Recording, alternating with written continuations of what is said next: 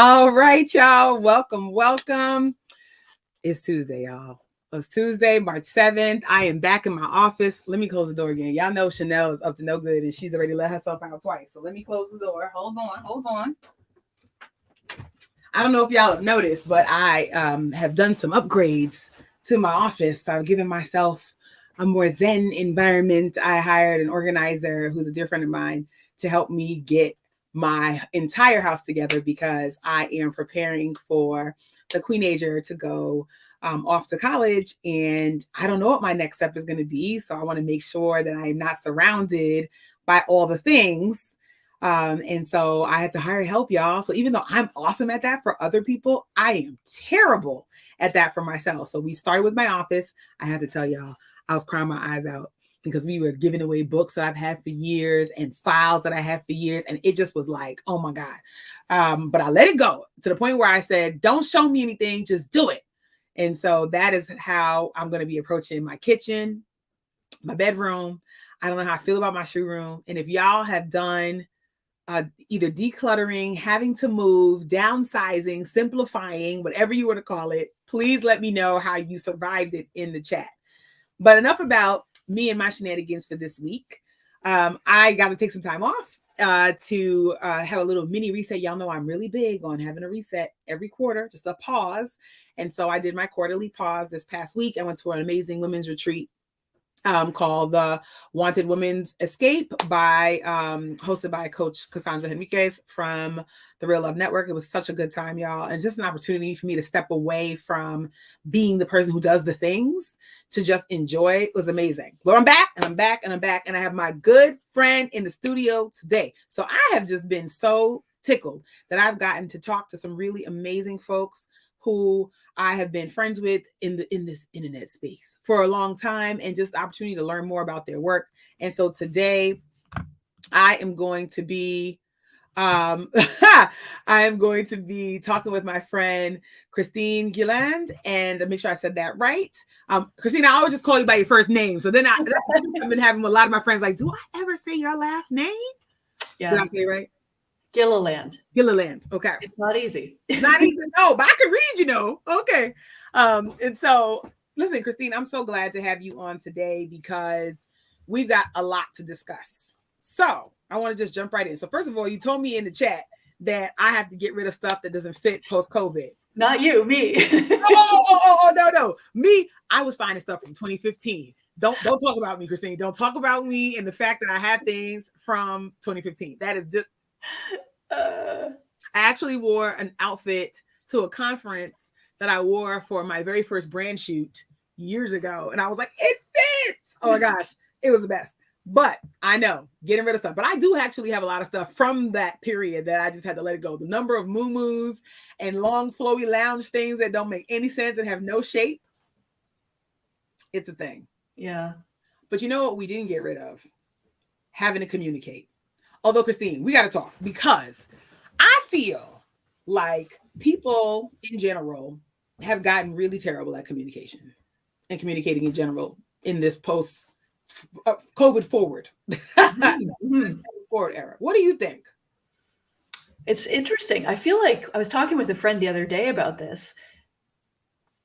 Customer service, which is really all about communication. That's right. It's really gone by the wayside, right? Yes. We don't seem to know how to say thank you anymore, for one thing. That's just a shame. And especially as fundraisers, that's so important and just one of those things that we learn in kindergarten that why are we not doing anymore? Correct. So I'm with you on that. We're experiencing a whole new world as far as communications go. And so I wanted to bring you on to talk about that today because I feel like you, to me, like when I look at your work, you really kind of have your finger on the pulse of what we need to be saying, whether you work for a nonprofit organization, we either work for a for-profit, tech, doesn't really matter because we're in the business of communications. And I love that you are known for writing pretty fine fundraising copy. I love that. And you have a soft spot for stray cats. So tell me how many cats are hanging out right just 3, only 3. Shut up. I mean, 4 makes you a cat lady. So 3, you're still safe. You're safe. Good, right? You're still good.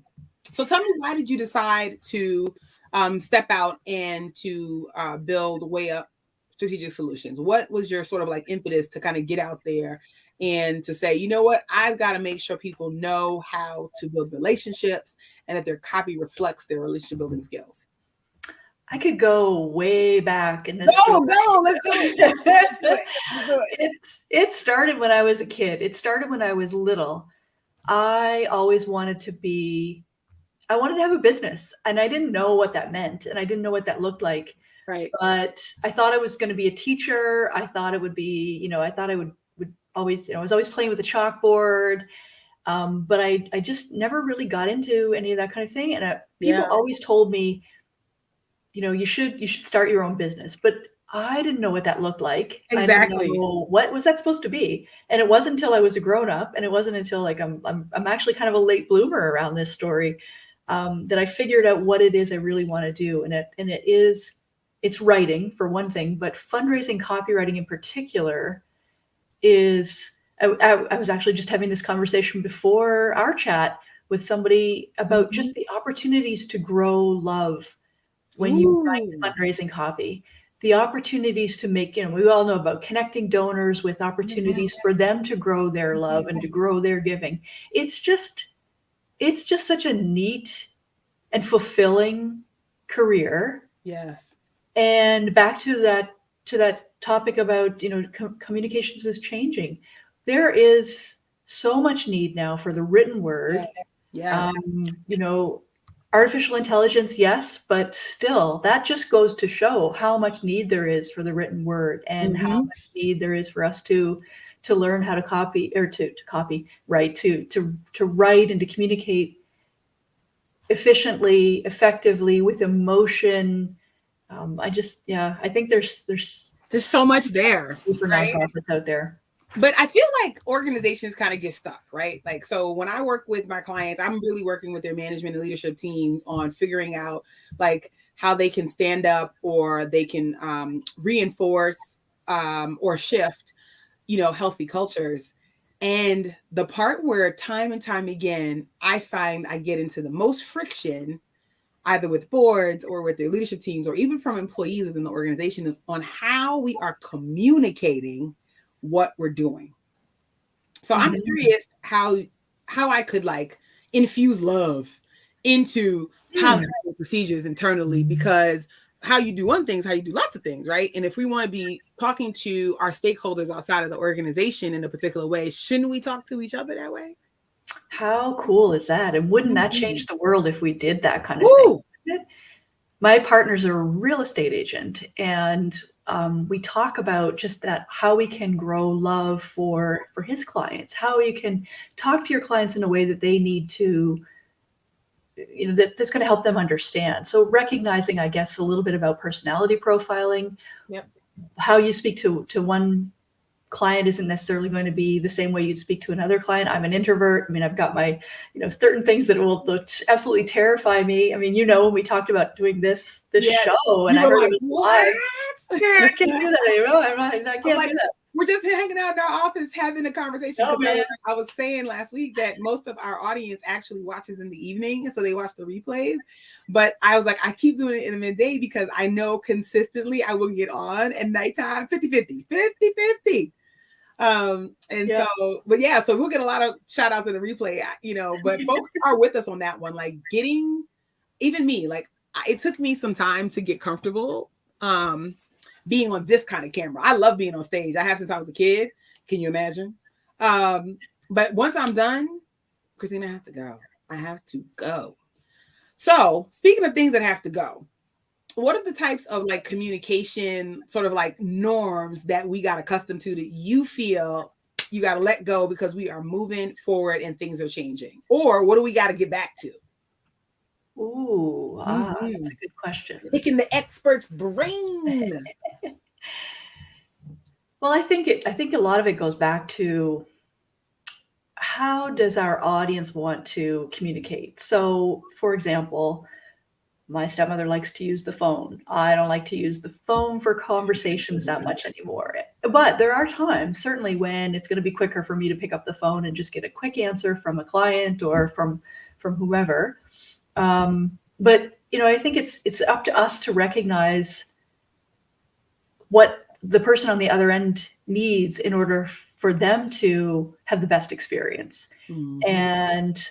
But I guess on the other hand too, I'm not on every social media channel out there because I'm just like, I can't do that, right? I'm an introvert. B, I don't think I have that many things to say. Oh my gosh. I just, you kind of have to pick and choose what's right for you, but also keep in mind what's right for your audience. And so, does anything need to go? Probably not. But can we use all of those tools better? And can we pick the right time to use the right tool? Yeah. Like email, honestly, I would love it if we could just get rid of so much of this back and forth chit-chatty kind of emails, because I don't think that's the place for it. I want email to be the place where I can document something, where I can go back and refer to or save. Not the conversation. For those quick little questions. Yeah. I would love if more people embraced a sort of chat, like, like, I don't know, whatever offering they have, right? Yeah, like Slack or something. Slack, yeah. Or in Teams, etc., where the quick questions are supposed to be able to go. So absolutely, I agree with that. It's so interesting. I think that one of the things that I've been navigating in communications is, to your point, trying to figure out where I need to be. And because I've been on social media for so long and I resisted monetizing it, I don't know why. I resisted to some degree being myself. And I don't mean like I'm being a fake or a phony. So I think this applies to organizations too, because I think that sometimes we think we got to put on a particular jacket and we have to put on a particular persona for people to connect with us, when really, if we're leading out with our mission and we're really leading out with how we are changing the communities that we live in and work in, then people who are excited about that work are going to find their way to us. But I get stuck in all the different channels. So how do I get unstuck? If I'm a communications manager, director, I'm a team of 1 or a team of 30, and we're looking at like, oh my gosh, if one more tool gets released, or, ooh, shiny penny. So how do I figure out what to pick? Like, this is the part, because you said I'm not going to be everywhere. Yeah. How do I figure it out? Yeah. Well, me personally, I'm not going to be everywhere, but it's really interesting, that question about if you're a nonprofit and you're trying to reach your donors and your donors are everywhere, then where do you need to be? I think, honestly, my advice to a nonprofit trying to make that decision is make sure that your communications, no matter where you are or no matter how many platforms you're on, make sure you're communicating right first, and then you can roll that stuff out better or out to more channels. But there's no point rolling out a bunch of, garbage out if it's just not going to advance your cause at all. You're being busy putting stuff on social media platforms that, just aren't going to resonate with people because you're sort of not in the right place to begin with as far as where your communication should be. So that goes back to the growing love and the speaking to your donors and your audience in the way that they need to hear, making sure, one thing that I want to make sure that I don't forget to bring up in this conversation is the power of the word you. I know you know this, but engaging people directly, talking to, and on social media as well, talking to people as if you're talking to one person, as opposed to, just some sort of blank audience out there. The connection is really what I think is missing in our communications these days. We're used to being on screens now. We're getting better with that. I think we're able to make more connection virtually. I'm excited about that personally because I like to be able to sort of spread out and talk to more people and reach more audiences. But we need to make sure that we're always thinking about our audience or we're always talking to one person, right? We're personalizing our communications. And I'm thinking to direct mail, for example, in a nonprofit communications world. Writing to that one person, making that a personal letter, and having that opportunity to touch one life. I mean, in your letter, you're going to touch a number of people. A number of people, absolutely. But they can read it. They can tell when it's written to them, when your heart's in it, and when you're really speaking, as if your donor is a person and not a mailbox, or worse, an ATM. That's exactly right. And I think that that's one of the things that, you know, there's a little bit of a struggle because I don't feel like I need to put my daughters on a pedestal. I feel like we're in relationship and in conversation, and folks are busy. They're not thinking about my mission all day, every day, like I am. And so how do you create a sense of urgency and allow people to be able to go, oh yeah, I got to do this thing. I got to participate when it's not their jam all day. And so I think that's part of the communication challenge that I see. So, you know, it's really interesting. It'll be really interesting to see, particularly as we navigate recession and we navigate people, because people aren't going to give less. It's just going to give to less organizations. Right. And so how we navigate all that stuff, what are we sharing? What are we telling folks? What are we asking for in our comms? But I wanted to know something. So you have your CFRE, and CFREs typically are frontline fundraisers or prospect researchers, or, you know, they're very in operations maybe, but mostly frontline fundraisers. But you are in fundraising communication, the communications more broadly. What made you decide to get your CFRE? It's funny. I had worked in a nonprofit in the managing communications role, and there were a couple of CFREs on the staff. And somebody said to me at one point, and then also another good friend of mine said to me, you know, you should get your CFRE. And I was like, man, I can't take tests, right? Like, I'm not going to do that. Oh my God. I'll never get my CFRE. And but I decided, you know, let me take all the credits that I have and the information and plug it into the form and see where I get. So I did that, and then I forgot about it. And then CFRE sent me that, you know, your credits are going to be expiring. Oh no. And I thought, gee, you know, I'm not that far away from it. Yeah. I can do it. And so I kept on with my form, and then I got time to take the test. And to be honest with you, Kishshana, I was actually more nervous to take the CFRE exam than I was to be on this call. So that's hilarious, because it feels like do or die, right? You're like, this is it. You don't know what's going to happen until you're done. I hadn't taken an exam in 20 years, probably, right? Yes. But I did it. And I did it really because at that point I'm a consultant, and I'm working with fundraisers and nonprofits, and I'm doing my own study, and I'm learning a lot, and I'm learning a lot about what I don't know. Exactly. So I'm always the type of person to sort of I want to make sure I know what I don't know, right? I don't want to go in there and offer advice and have it be the wrong advice. That's me too. Like and people might think that I'm a nerd alert, but I don't care, because I want to make sure that I'm clear on what I need to get done. Like, that is important to me. And I want to make sure that I'm back to my teaching days when I was a little kid with my chalkboard. You know, I want to make sure that I'm passing along really solid advice, and that, you know, that comes from a research background type of thing. Absolutely. So the CFRE credential was an opportunity for me to expand my knowledge. It was also a roadmap for me to expand my knowledge, because, you know, kind of going into this, I didn't know really where to start, but I found it a really clear, like I said, roadmap to help me chart out what's the big picture in fundraising, because I'd only really experienced that small sort of communications role. Got it. So what else is there out there? Yeah, exactly. And what is it that I don't know? It showed me where I needed to, I guess, learn more and focus more, so that I could, you know, fill in some gaps that I had in my own knowledge and experience. Love that.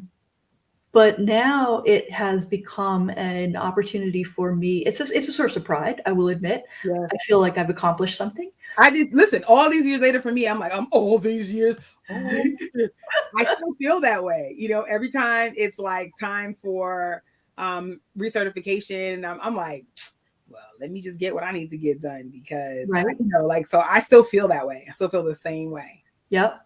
So I'm with you on that. And it's an opportunity to formalize, I guess, my love of learning, and especially my love for all the knowledge that goes into fundraising. It's a way to wave the flag that fundraising is a profession and something that needs to be taken seriously. I think I'll go on a little bit of a soapbox. No, go. Come on, step on it. Step on it. On it. But there are a number of people on boards, perhaps even nonprofit executive directors, who don't have enough opportunity for professional development. And whether that's, again, because the boards don't understand or appreciate the value or the need for professional development fundraising.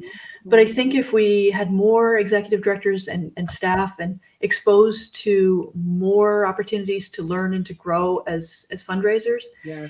and as this sort of new information comes out around, like, for example, I'm involved with the Institute for Sustainable Philanthropy's philanthropic psychology program, and helping with tutoring their copywriting course on occasion. And it's like, that's some really interesting new information that's out there that I would love for everybody to have, have knowledge of or be exactly. So, it's back to that lifelong learning. It's back to fundraising as a profession. It's getting the word out that it's not just something that people should have to do from the side of their desk. It's not just about events. It's not just about, going to that rich board member that and asking for a gift. It's bigger than that. It's growing community. It's growing love. It's connecting people. The other thing is it's connecting donors to causes that are important to them. It's giving them, the donors, an opportunity to be philanthropic. That makes donors feel better about themselves. That means that more and more people are going to feel good about themselves out there in that world. Mm-hmm. And that's a really good thing. I think we all need that right now. Absolutely. Absolutely. And I think that, we're going to start to see more amplification of the bodies of work and the supporting cast, if you will, of the work that we do as organizations. And the reason I say supporting cast is because supporting cast members are real deal Holyfield. Let's be clear. They oftentimes do more work than the main character. So we'll talk about that. But oftentimes I see marketing and communications and even operations and stuff get treated like dropping off your copies at the Staples Copy Center.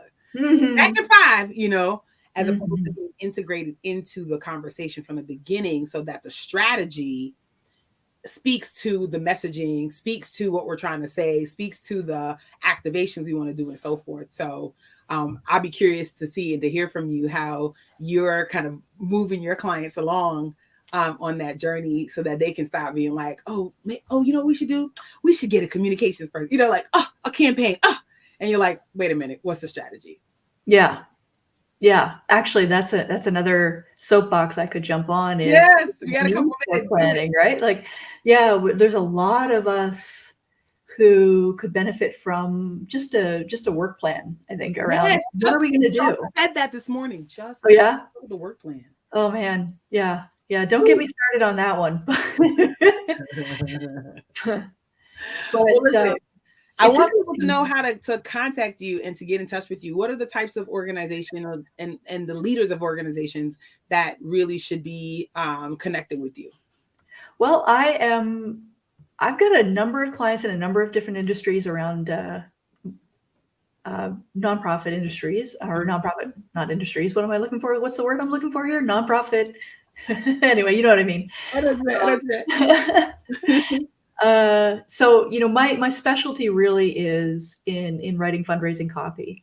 And so that could be a direct mail appeal letter, thank you letters, website copy, e-appeals, annual reports, gratitude reports, newsletters, try to think what else, but that's really what I enjoy doing. I love that. I like working on the annual campaign. I find that really does it for you? That connection with people, introducing people to the organization. Again, a little bit of that instruction and teaching thing that really fills my bucket.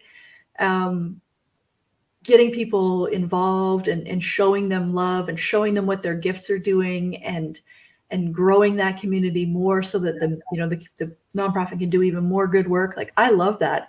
And I love the idea of getting people introduced to the organization and then helping them move up through maybe to becoming a monthly donor, maybe to thinking about leaving a legacy gift. Like, I love that idea of fundraising as a journey. Yes. I find it really fulfilling. And I know the disappointment as a donor when, you make a gift to an organization. It's an organization you love. It's someone it's a cause you feel strongly about. Yes. And it's, it's not always about the thank you. I know you're supposed to give out of your heart. It's not necessarily about what you get back. Yeah. But gosh, it breaks my heart when those thank you letters just don't fall flat. Yeah, or they don't come at all. Sometimes you just listen, dealing with that as well. Like, I know I donated to, you know what? I'm just gonna move my money next time. So people need to listen, friends. If you have been struggling with this, please contact Christine, because anybody in my life who starts with, I'm trying to do this because I want the love of the thing, we already are simpatico, because that is how I lead. That is the joy that you have to bring to your work. It hits the pen, it has a little sparkle to it. And so, and also if y'all are thinking about getting your CFRE, but you're like, but I'm not a direct fundraiser anymore, or I'm in a different part of the work. It is so good to understand the body of work of the profession so that you're able to really kind of amp up how you work with your organization, with future organizations, with teams. So, Christine, I'm so excited that we got a chance just to chat, even just for a little bit today.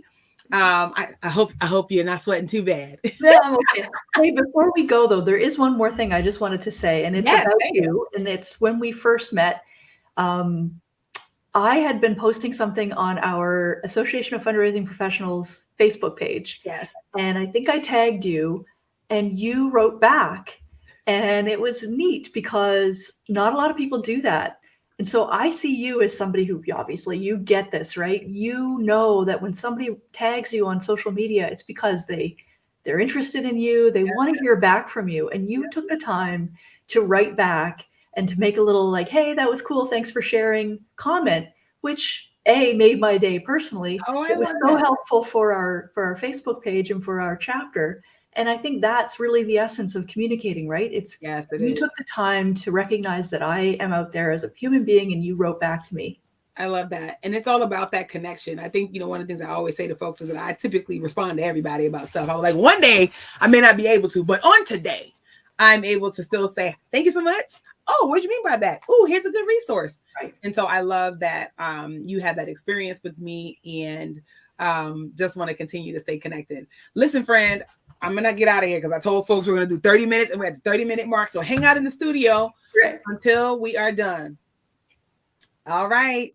Okay, friends, that was an exciting 30 minutes. I just love being able to have conversations. Okay, so who do you want to see me on this stage, lunchtime conversations with? Who should I have on A Shot of Vitamin K? My team is working on our content for April through June. Y'all know May is my birthday month. So we are in Women's History Month. We are in Sisterhood Month for my sorority. We are celebrating all types of love, self-love, etc. And so who do you want me to get on here with so my team can reach out to them, and so that we can have great lunchtime conversations, although most of y'all watch this with a cocktail. But connect with me on social if you haven't already, so you can drop a note and let me know what kind of topics you want me to talk about on my live each week. I focus on leadership and management and wellness and well-being and just living a life that you feel excited about. So make sure you connect with me, and make sure that you subscribe to my YouTube channel. We are getting ready to put up some new videos, and I'm going to give you a cute little throwback to one that I did a while back. And if you want to work on your organization strategy, you want to work on your team strategy, you're thinking about how you can retain your talent, you're looking at some change management, book a VIP day with me so that I can walk you through setting up how you are going to take action on your next big thing. That's all I have, y'all. Okay, this is what I have. And so if you want to learn more about credentials and why I feel so strongly about them, make sure you listen to Let's Take This Offline, episode 28, our obsession with credentials. And we have the quick kishco.info/credentials, takes you right there so you can learn more about credentials. All right, my friends, that's what I have for today. So I'm going to leave you with a little quick snippet of one of my throwbacks, and then I'll talk to you real soon. I believe in order to lead well, you've got to be able to live well. And that means focusing on your physical health, your mental health, and your emotional and your psychological health. Critical. And if you want to know more about how I think about that, then make sure you watch my video on how I break those 3 types of self-care down. So I want to make sure that as you think about the conversation that you have with your manager, that you are thinking about how you need to align how you take care of yourself and all that. Because it's really easy on our path to goal to burn ourselves out on the way and put ourselves last. And then you end up with resentment. You end up with all the clutter on all over the place, undone tasks, things out of order, priorities all a mess. And then you are at the risk of being pulled hither and yon by your overworked, super tired, stressed out manager who may not really be actively thinking about how their actions are impacting yours. They should, but they may not be. And so in order to be able to do some spring cleaning and get back on track, first, you've got to clean your own house. Get those sticky notes off, get those priorities back in order, align to what your responsibilities are for that quarter. How do they line up to your organizational or your team goals? Prioritizing them by urgency, having some suggested solutions for how you would move forward. So what your go forward is, to be able to talk with your manager, and ensuring that you have built into that schema for the next 3 months how you're planning to take care of yourself.